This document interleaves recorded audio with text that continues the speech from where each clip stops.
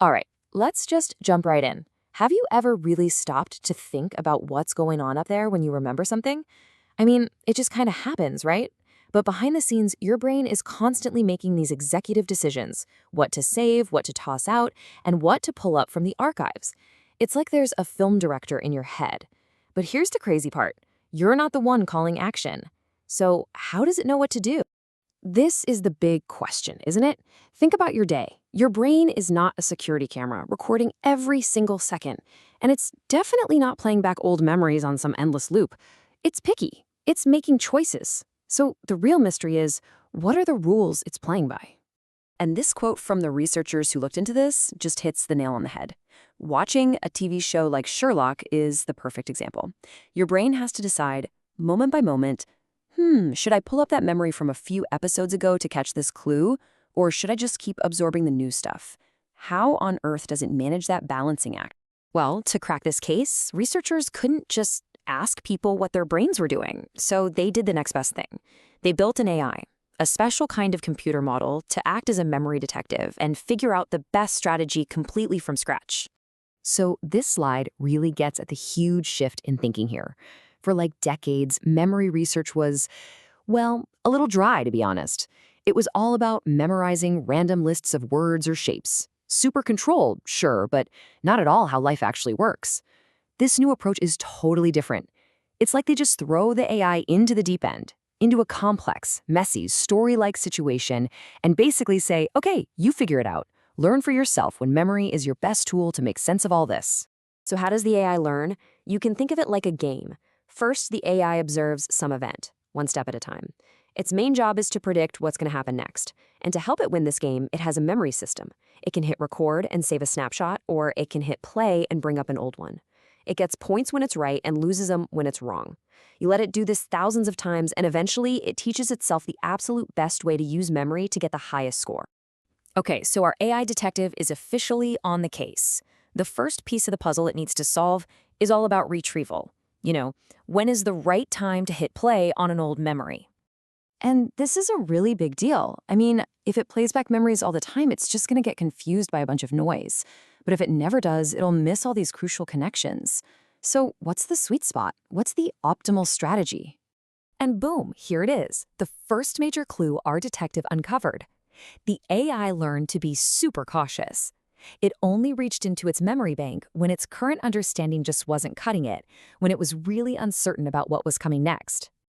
This chart just lays it out perfectly. The researchers set up two scenarios. In one, the AI was cruising along, pretty certain about what was happening. That's the first bar. See how low memory retrieval is? But in the second condition, that's the big tall bar, they introduced a break. Kind of like coming back to a movie the next day. The AI was way more uncertain, and bam, retrieval just skyrockets. It needed that memory to get its bearings. You might be thinking, but why not just retrieve all the time, just in case? Well, there's a massive risk. If you pull up the wrong, irrelevant memory, you could make a prediction that you're super confident about, but is totally, completely wrong. The AI learned that it's actually better to be uncertain than to be confidently wrong. It's a really smart, efficient way to operate. All right, so that's retrieval sorted. Now let's move on to the second clue our detective found, which is all about encoding. In other words, when is the best time to actually hit record?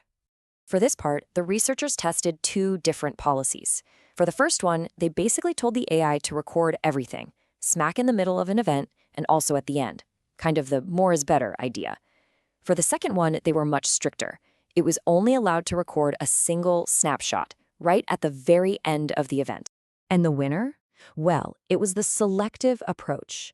And honestly, it wasn't even close. The AI's performance was way, way better when it only recorded a memory at the very end of an event. Now that's kind of weird, right? You'd think that more memories would be a good thing. More data is always better, isn't it? Well, the reason this works is actually pretty brilliant. See, a memory you make at the end of an event is a complete summary. It has the full story, the full context. Any memories you make halfway through are just incomplete. They're partial drafts. And storing all those partial memories just creates a bunch of noise and interference, making it way harder to find the really useful complete memory later. It's like cluttering your desk with a million rough drafts instead of just keeping the final polished report. So let's recap. We have our two big clues: retrieve when you're uncertain and record only at the end. Now we get to the fun part: connecting this all back to our own brains and seeing the big picture emerge. And that brings us to this really cool concept that ties it all together: resource rationality. The idea here is that our brains aren't even trying to be perfect little recording devices. They can't be. Instead, they've evolved these strategies that are incredibly efficient, the best possible solution given our own limitations and the messy, unpredictable worlds we live in. So our memory isn't flawed, it's just really, really smart. This table just boils down the central problem our brain is solving 24/7.